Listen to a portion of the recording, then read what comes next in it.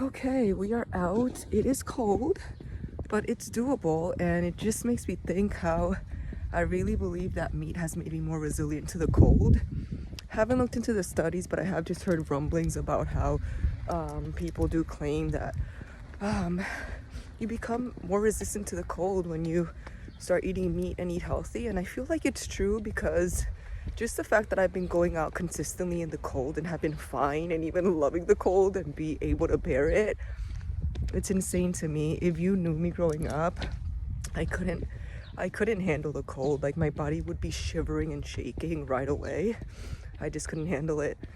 And now I look forward to these walks. But I was thinking that I would just kind of maybe update on a few things that I've talked about in my stories during these walks. Two of those things are, one, my sourdough, and two, my oven. So my sourdough, it's still in my microwave, but I'm gonna throw it out. It just isn't working out for me this winter to be able to temperature control it properly. And so that actually goes with my next update about the oven. Once I get my new oven, the sourdough will come back. I'm just gonna start over. Like, I'm completely starting over.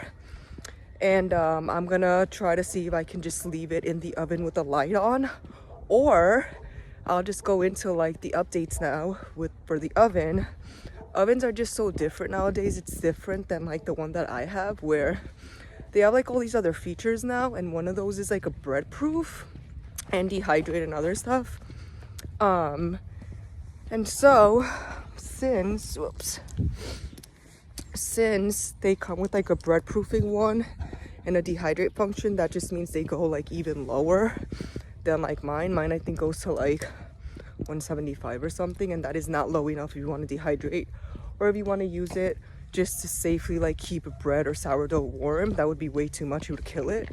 But since it does have those functions, I'm just gonna restart my sourdough again, and then yeah, I'm gonna start over. So the one that I have now, I'm just throwing it out.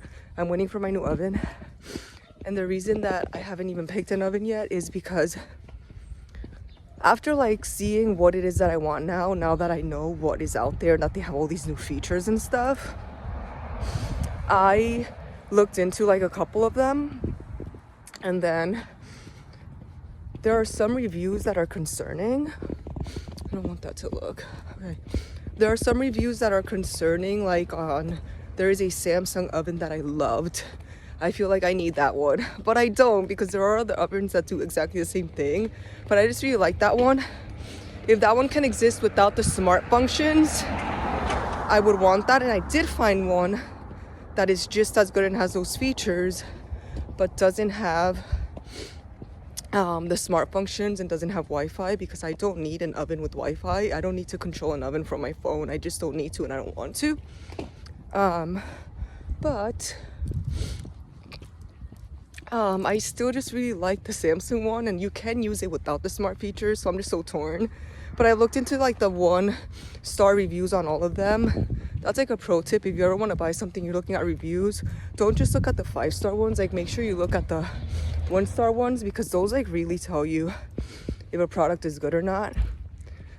So all the 1-star reviews for the oven that I like, they say that like the C panel malfunctions, and then there are a significant amount of reviews of people claiming that the tech guys, when they come in, or the service repair people, they say that it's because you have roaches and that ruined the panel, and then all of them say that that's not true.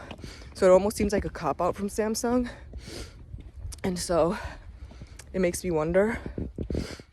So yeah, we gotta look into the reviews more and see which one is more worth it, because if so many people are saying that happens, we don't want to buy an oven and then it stops working, and then they say, oh, it's a roach, and it's like, we don't even have roaches. That doesn't make sense. It's just a cop-out. And then there's other reviews on other ones that I liked that say that what was that other review?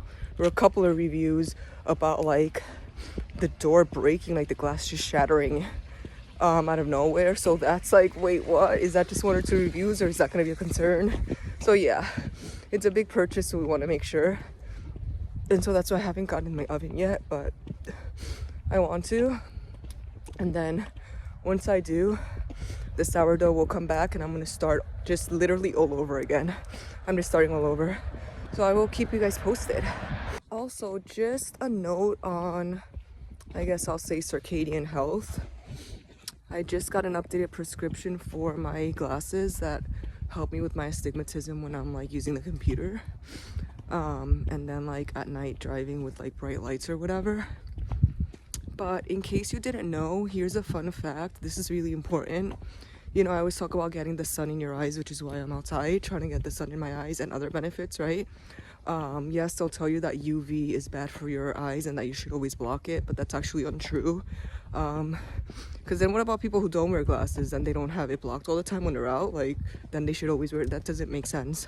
I don't think God would create the sun and then expect you to get something that blocks the UV from going in your eyes. It just is, that doesn't make sense. But most likely, unless you ask specifically, or unless like you got like the dirt cheap ones on purpose and requested it, you probably most likely have glasses where the material that made your glasses is called polycarbonate. That's like the cheap option, but not cheapest. The cheapest, I think, the one that would be down from that, they're called C-39 glasses. And C-39, you know, when I asked for it, he was like, oh, you would just want like the basic cheaper plastic. That's what he said. I don't necessarily think that it means it's cheaper in sense of quality. They're probably both low quality because they're plastic. But CR-39 lenses, they do block UV light, but not 100%. I don't remember the percentage. Maybe I'm thinking 50%, but I don't remember. But something is something. And it's really hard to find glasses. I don't even know there's a company that makes some glasses that like don't filter it out at all. But CR-39 lenses at least give you some of the UV light and it doesn't block it completely. Where polycarbonate, which usually your eye doctor will just recommend, or they will just automatically give you those, they do block UV light, which is why they recommend them, because they recommend you block the UV to protect your eyes, which actually, if you really want to protect your eyes, you need the UV. But yeah, that's a fun fact for you. I was so excited to request the CR-39 because for the longest I didn't know what to do, and then I finally did my research. And so once I was there picking my glasses, I was like, oh, I just remembered, please no polycarbonate, I want the CR-39. And the dude literally looked at me and he was like, oh, you mean just the standard plastic cheaper ones?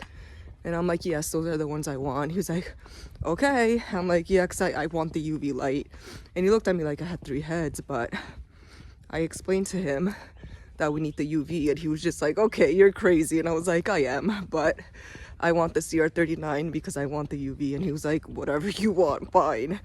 But I'm excited that, because the other glasses that I've had do block. And in the summer, sometimes I try to work outside with my laptop, but it's hard and it feels very like uncomfortable. And I wonder if it's because it's blocking the UV light. I don't know. But in the summer, when I work outside and have to wear my glasses because I need them for my computer, I won't be blocking completely all the UV light. So I'm excited about that and just wanted to like share that tip with you. CR-39 lenses do not block all the UV light. So if you're someone who wears glasses all the time, not just for your computer, and you are outside all the time, the next time you get a prescription, request the CR-39 lenses or do research on which ones don't block UV light, which I think you will be drawn to the same conclusion. CR-39 lenses, not polycarbonate. So yeah, that's that.